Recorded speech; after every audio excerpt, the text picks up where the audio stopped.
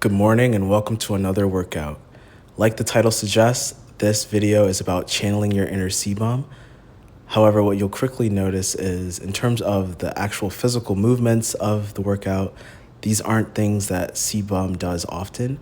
However, lifting for me has never been about purely the physical. For me, it's 90% mental. And that's what this voiceover is about. It's about channeling your inner Cbum and playing above yourself, adopting an alter ego. But before I get into that, I will describe what I'm doing here. Working up to a top double in terms of pause deadlifts. This has been a really productive movement for me because not only is it helping my deadlift, but it helps with control, it helps with technique because you really have to have complete control over the weight to be able to stop, go. So it really helps to build that mind-muscle connection and has made me stronger as well. There's this thing in sports psychology called the Superman syndrome, and it's something that's fascinated me since the age of 17. For those who don't know, my background athletically is primarily, or it began in golf, and my golf coach told us this story about this kid named John. Now, I never played golf with John. John was before our time, but his methodology was very interesting. For context, in high school golf, you get dressed, you show up at the van, and then you go to the match, you go to the tournament, you play, you come back to the van, you go home. However, John didn't do that. John would show up to the van not dressed to play golf. You know, he'd have on shorts, flip-flops, a t-shirt, and coach was very baffled by this. He'd be like, "John, why aren't you dressed?" And his response was simple: "It's not time yet." John would wait until he had finally arrived at the course, and then he would put on his slacks, he'd put on his spikes, he'd put on his shaker golf shirt, and then he'd go out and play. And what made this so intriguing is because John was the best golfer on the team. John didn't get dressed until he showed up at the course, but at the same time, John was beating everybody. And this is the basis behind this sports psychology idea of Superman syndrome. Who is Superman? Well, he's Superman, but he's also Clark Kent. Clark Kent doesn't wear an S on his chest. He wears glasses, he wears slacks. He's a journalist. He looks like a very normal guy. However, Superman has on a suit. He's strong, he's fearless, he's brave. He's Superman. But Clark Kent is quiet. You know, Clark Kent minds his business, doesn't want to get involved. He's an introvert. And that's what I mean by adopting an alter ego and knowing when to really show up and show out and when it's time to take care of business. And when I began my studies of Chris Bumstead, it immediately clicked. I said, holy crap, this is Superman syndrome. To give a little context and background on Chris Bumstead, he's someone who grew up very shy, very introverted. He had a speech impediment. Kids made fun of him. You know, he wasn't someone that you would pick first to be on your team.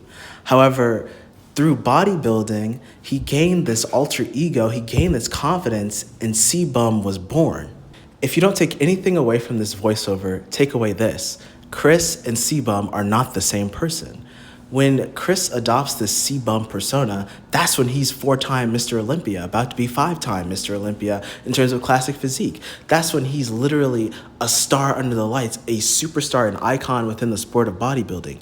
However, Chris is just a normal guy. He's Clark Kent. He's quiet, he's to himself, he likes his girlfriend, his dog. Like, he's not about the lights and the fame and the fortune and blah, blah, blah. He's just a normal guy. But Cbum is a dog when it comes to bodybuilding. And that's something that I've adopted within my own lifting journey.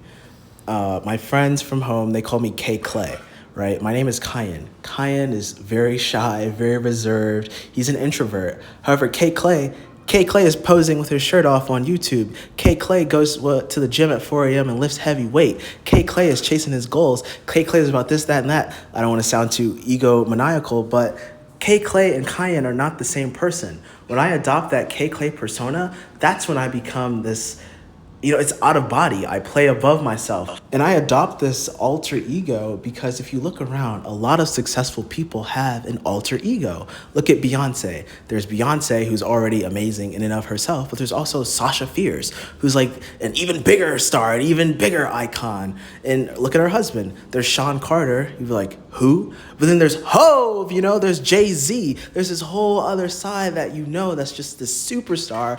However, the person themselves isn't necessarily that. And what I'm trying to do in my life is adopt this alter ego, because sometimes we get in our own way. Sometimes we tell ourselves like, no, I can't, I can't, I can't. Well, maybe you can't, but K Clay can. Maybe Chris can't, but Cbum can. Maybe Beyonce can't, but Sasha Fierce can, right? You have to learn how to get out of your own way and know thyself and be able to say, hey, like, you have your hangups, whatever, but I don't care because I really want to do this. So I'm going to find a way to work around you. And it's such a cliche, but it's said time and time again because it's true. It's you versus you every day. Only you know what you know and what you don't know. And you know what gets in your way. And you know what you fall victim to. So it's you versus you. Be like, okay, listen, this part of me wants this, but this part of me is in the way. So I'm going to find a way to work around the bad part and get what I want. Because at the end of the day, it'll make me a better person. Okay, new clip. I'm very excited, but I feel like I should at least describe some of what I'm doing in the workout. So right now I'm doing pause bench. So like pause deadlift, I'm doing pause bench. Today was a pause day. Again, it really helps you focus in and tap into your technique and practice control, because it really takes the rhythm out of the bench, and you literally pause in your chest and then you fire. You press hard with your chest, you activate your muscles. Something I did different today that I've never done before is that I went wider in terms of my grip on the bar. Usually I do like a thumb's length from the corrugated part. I think that's the right word. However, today I went wider than that and went to the end of the first corrugated part. And what inspired me to do this is like golden era bodybuilders. So if you look at Arnold or you look at a Samir Banu, they grip the bar super wide on bench, and then that's how they bench. That's their grip technique. And then this is a rant for another day, but find your avatar. Lately, I've been really into Samir Banu. Why? Because we're the same height.